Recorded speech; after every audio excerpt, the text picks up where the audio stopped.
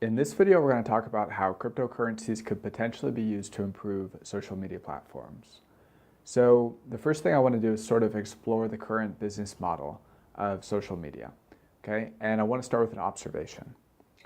So with all forms of the traditional media, okay, so the radio, television, movies, music, newspapers, the people that create the content get paid for creating the content. Okay, so if an actor is going to do a movie, they're going to get paid. Even if it's a B actor in a not very popular movie, there's still an expectation that they're going to get paid. Okay, even the backup roles, like the cameramen, the makeup artists, the set designers, all the people involved in the production get paid. With social media, okay, people create content. That content is monetized, but all the money is retained by the platform. Okay, the people that create the content get nothing in return. Okay, and if you compare this to traditional forms of media, this is like a new idea, because if Taylor Swift is going to write an album, she's going to get paid. Tom Cruise is going to do a movie, he's going to get paid. If just a journalist that's not famous or whatever, even if they're going to write an article, they're still going to get paid, right? So the people that create the content get paid for creating their content. This is a normal expectation of media. But with social media, that's not the case. Okay, and you wonder, it's like, how did that happen? And I don't really blame, by the way, I don't blame the people that created these platforms for doing anything evil, but it kind of probably just evolved into this place naturally. They're just trying to figure out how to monetize stuff. But if we really look at it right now, it's kind of like, I don't know how is this even working? Like, it's pretty crazy how tilted it is in their favor. So let's go ahead and take a look at this. Okay, so here you are, you're a user of one of these platforms. Okay, you create the content that makes these platforms entertaining. So if you had one of these platforms like Facebook or Snapchat or Twitter or Instagram, and imagine that there was no content on it. You just opened up the page and it was blank. Okay, it wouldn't be very valuable. So you're creating the content that makes it interesting. They then frame that content with ads. They take the money, you don't get paid. Okay, but you do get something in exchange, and in most cases it's actually pretty valuable, right? So you get these free services, things like the ability to, like with Twitter, broadcast these messages all over the world and stuff. You can't really do that with text message. There's only so many people you could put in a group. You can't do that by copying people in the email. There's only so much. So there are genuine benefits to these platforms, okay? But what we're starting to see now with, Facebook having to go see the Congress and the Senate and stuff is that maybe this exchange is not so fair, okay? And we're going to talk about some of the other stuff that we're giving up in order to just have this free service, okay? Now, another thing that came forth recently is that interview with Sean Parker, which I found to be really interesting. Sean Parker is a co-founder of Facebook, and he was saying, the thought process that went into building these things is how do we take up as much time as possible from people? Because the more time you spend on it, the more ads you're exposed to. Okay, that's how they make money off of you, is through ads. So the more time you spend on it, the more money you generate for them. Because remember, you don't get paid. So Chamath Palihapitiya, another one of these Facebook executives that was kind of talking, he calls it modern day feudalism. Okay, all these people are doing all the work, they keep all the money, these people don't get paid. Okay, it is interesting. And we'll explore this later in the video, but we might be able to change this with micropayments and cryptocurrency. Okay, maybe these people could get paid. Maybe you could get paid for creating stuff on social media. How cool would that be? Especially when we consider that artificial intelligence might create mass unemployment where, most jobs now will be obsolete. Well, we need stuff for people to do where they can make money. Okay, what if you could make money uploading your favorite whatever, right? So that could be kind of cool, might be interesting. So, but let's go back to this. Okay, so in that Sean Parker interview, he said that, these platforms are optimizing to take as much time as possible. And so how do they do that? Well, what he says is they create a social validation feedback loop. They exploit this vulnerability in people where we want social validation. right? The way I see this, we have our mammalian brain that is concerned about fitting into the pack. Because if you're in a pack, you have more resources, you have better protection. If you're out on your own, that it's harder to survive, right? So we're hardwired when we get approval and validation from others. It gives us this dopamine rush, okay, because it's better for our survival.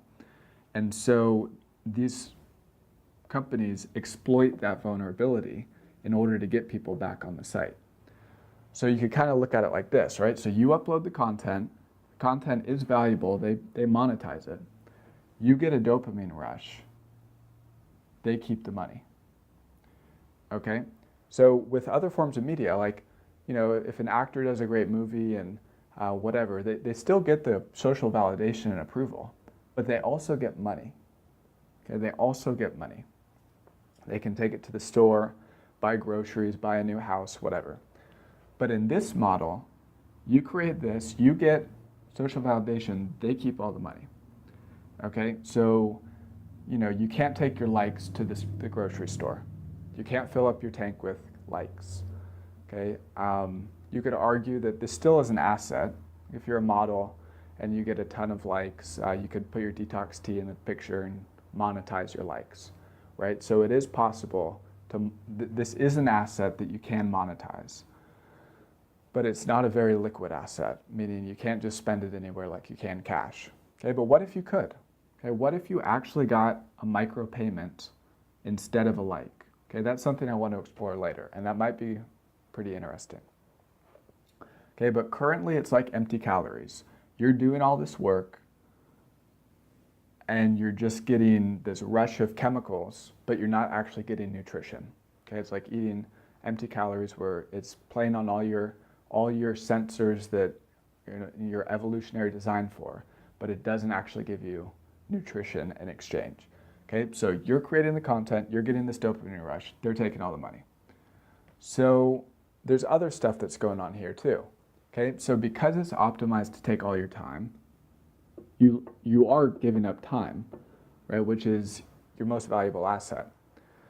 So I guess in my opinion, but time is pretty much your most valuable asset, right? Because if you have freedom of time, freedom of thought, you could think anything into being, you could master any skill, you can do anything.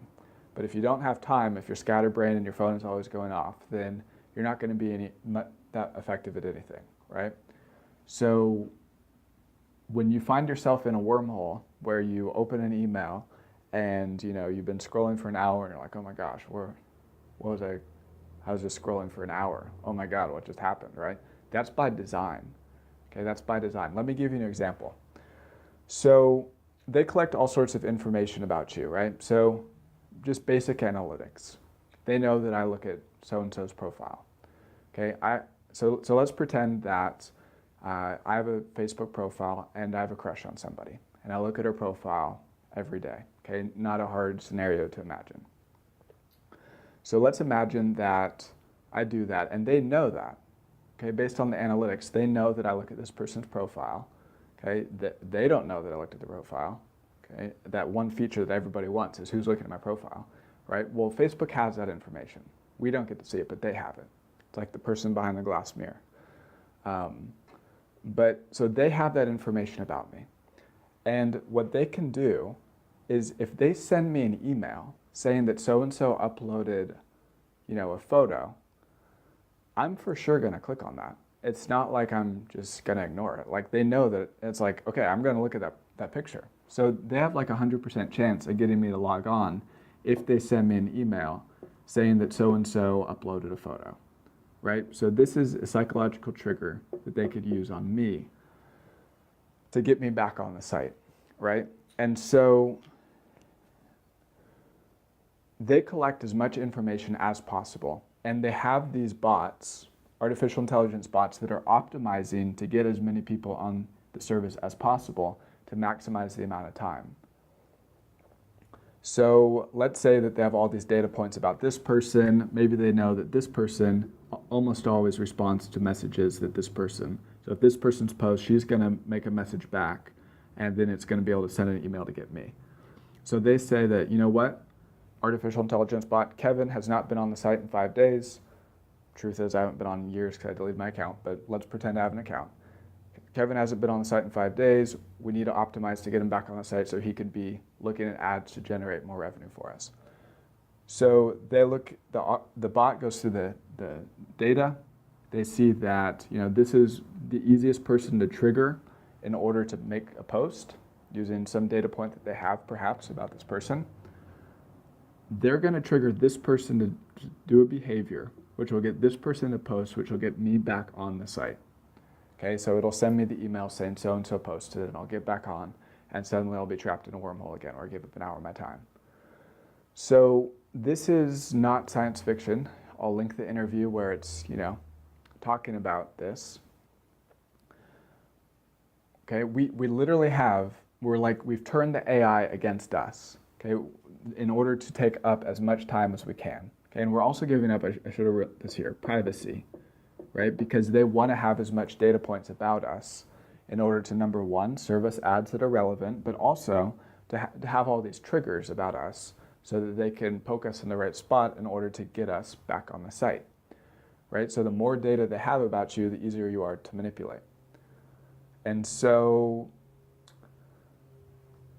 this is kind of dangerous, right? There was this movie that I watched when I was in high school. I was on it was like a movie date, and I was, you know, supposed to be all cheerful and happy, and we went in the movie cheerful and happy. And it was this movie called Eagle Eye, and it was it's this movie where it's about this, you know, top secret government, whatever, that created this AI, and it started going rogue, and it was like texting people and calling them like, you got to be here at this location at 7 p.m. whatever, and the guy's like, why? And they just hang up, and he goes and he's set up, and, you know, okay, so basically the plot of the movie was this AI was using people's social media and text message and phone numbers and everything to basically manipulate people to do things for it, okay? So it was like this runaway AI. I left the movie and I was pale. Like, I was like, it's supposed to be cheerful. I'm like, this is like gonna happen. Like, I was like everything is set up for that to happen. And it might not be at that level of, you know, detriment, but we do have these systems where we are running artificial intelligence based on all the data they have on us in order to optimize to get us to spend more time on platforms. So when you watch that interview by Chamath Palihapitiya, he's saying, you are being programmed. It was unintentional, but now you have to decide how much intellectual independence you want to keep. That's what he's talking about, right? We have these AI bots that are manipulating people into doing certain behavior. And if you take that to the extreme, then you end up with movies like Eagle Eye. Okay, it's kind of dangerous. So can we fix this? Okay, there is value in these platforms. Okay, I get it. And I like most of these platforms, right? But how can we make this so it's fair and it's safe? Because right now, if you take this to the extreme, where you have these algorithms and these bots that are optimizing to get people on the site, and it's like the chess grandmaster where he finally got beat by the computer at chess, and then now nobody can beat the computer. Well, if you give this some time, like, the AI is going to get so good at manipulating people based on all the data points they have in order to spend as much time as possible on these things, that, you know, if you take that to the extreme, then not only can you get people to do anything you want, which is what Chamath was warning about, but you can also just make people totally unproductive because they're not getting paid for spending time on these sites, right?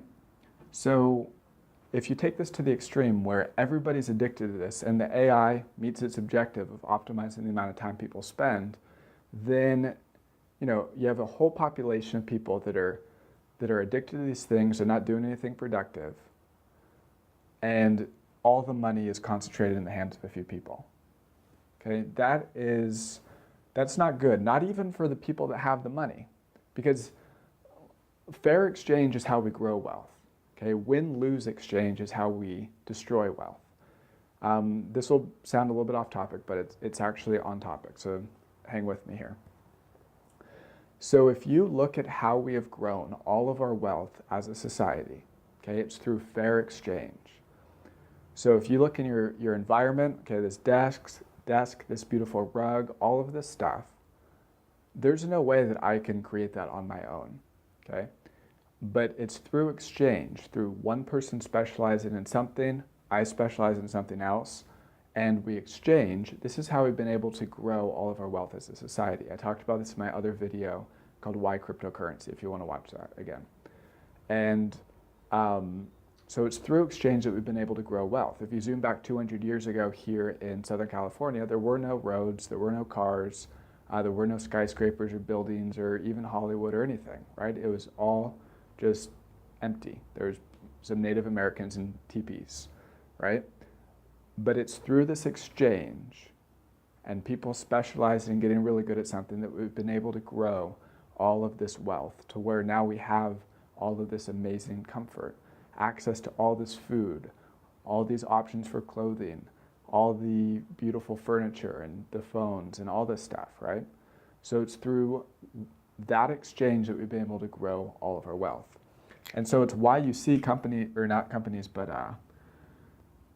agencies like the FTC, right? If you look at their logo, it explains this in their logo. It's really beautiful. So they have this scale. Okay, this is a scale. This is the base of the scale. And these are the two little things that you weigh things on. And then at the bottom, they have these angel wings. Okay, and then it's surrounded by fruit branches. I believe it's olives. Okay, so what does this symbol represent? Well, to me, what it says is that through fair exchange, where it's a win-win exchange, we both transcend and we live in greater prosperity, okay, which is what the fruit symbolizes. So fair exchange, okay, fair exchange is how we grow wealth. If it's unfair exchange, okay, so let's take an example like Pablo Escobar, where they sold like a drug or something that is addictive. And that may benefit the person short term where they can now go for, without sleeping for a week or something. But long term, that's going to be detrimental to them. And if you watch the documentaries about that, he was profiting off of all these people. They were becoming more and more dysfunctional until suddenly you have this one guy in a palace surrounded by bodyguards and the whole nation is like cracked out and unproductive. There's bombs going off in the street, people screaming, and it's just bad, right? And it's not even good for the person in the palace because now they don't have anybody to exchange with. There is nobody that they can go to trade for a desk with. They can't go and trade to get a nice rug because everybody's dysfunctional, right? So if you have win-lose type business models, what ends up happening is it might benefit short term, but long term is detrimental to society. In the same way that if everybody was addicted to their phones and getting nothing in return, you would have a whole nation of people that are completely unproductive and nobody to actually build these beautiful objects that improve our quality of life because everybody's addicted. So of course it will never get to that point. That's an extreme example. But that's just an example of explaining why fair exchange is so important. Okay, it has to be fair. So how could we balance this out? Because right now it's kind of like this, right? You're giving up your content, you're giving up your time, you're giving up huge amounts of privacy that make you very easy to manipulate, and you're getting just a free service, no money in exchange. Okay, so how could we balance this out? Well, I'm curious to see your ideas, if you have any in the comments below. But my thoughts on how I would do this would be to start introducing micropayments. Okay, and this is one of the promises that cryptocurrency gives us. Not quite robust enough to offer it quite yet, but give it 5 to 10 years, and perhaps we'll have these systems that are now able to do micropayments, where you could send a penny to somebody and that kind of thing, right? So imagine that instead of doing a like, what if you sent somebody a penny? Okay, now it might not be, it would be like a total, tiny bit for you, like people throw away pennies. But if somebody gets 10,000 pennies, that's like real money, okay? It's different than just a like where you can't go to the store. But if you get these micropayments, and maybe it'd be more than a penny, maybe it'd be 25 cents or $1, Well, if you send a micropayment instead of doing a like, then that person can go to the store and get groceries. That person can go fill up their tank with gas, right? With what they post. And so what if instead of likes, we got micropayments? What they can now do is move away from the ad-based business model. And they could just take 5%, 10%, 30%, okay, of the transactions, right? So this person now gets paid for their content that they upload. These services can now be paid for, by these things because they're taking 5 to 30% or something of these micropayments. Okay, so they can still make a profit. They can still develop the platform. We can get rid of the ads. And what this would also do is alleviate these two things, right? Instead of trying to maximize the amount of time that people spend on it so they could be exposed to more ads, instead it would be more about how do we create quality content that people want to see, okay? And not that they just want to see it, but that they're actually willing to pay for it, right? So it would potentially alleviate this time thing and this privacy thing. Okay, there would still be some privacy that they collect about you as far as, what you like and stuff. But this idea of tracking everybody and doing even their offline tracking, browsing history and all this kind of stuff, the reason why they want that is so that they can have better profiles about you to expose you to ads. But if you take away the ads, then, it's a little bit different, right? It doesn't have to be so spooky. It'd be more like Amazon, where it's like, you purchase this, you'll probably like this, right? Most businesses are actually in the business of saving you time. Okay, for example, Amazon. I press a button, groceries show up. They saved me an hour. Okay, but with these current models where it's ad-based, they're actually in the business of taking your time. Okay, what if we change that? And I think that if we had these micropayments, there would still be, in the same way that Amazon wants you to browse through their site, there would still be a desire to get some of your time. But it wouldn't be this thing where now, AI bots are directly incentivized to get you to see ads, and so they're maximizing the amount of time that you spend on the site, okay? So it would potentially alleviate this time pressure and alleviate this privacy pressure because now we don't need to collect all this data about you because there's actually some payment going on. Okay, could be other better ways of doing this. Maybe I'm missing something. Maybe it would be better just to pay $10 a month to Facebook to get rid of the ads. Okay, maybe that would be easier instead of doing this. But I like the idea of the micropayments because then these people actually get paid for creating their content. Okay, because that's a norm in media, like what I started this video with. If an actor does a movie, they get paid. If somebody's creating content that's going to be entertaining to others, they should get paid. And I think it should be the same in social media. Okay? So anyways, that's my thoughts. I hope this video is provocative. I hope you enjoyed it, at the very least. And thank you for watching. Have a good one.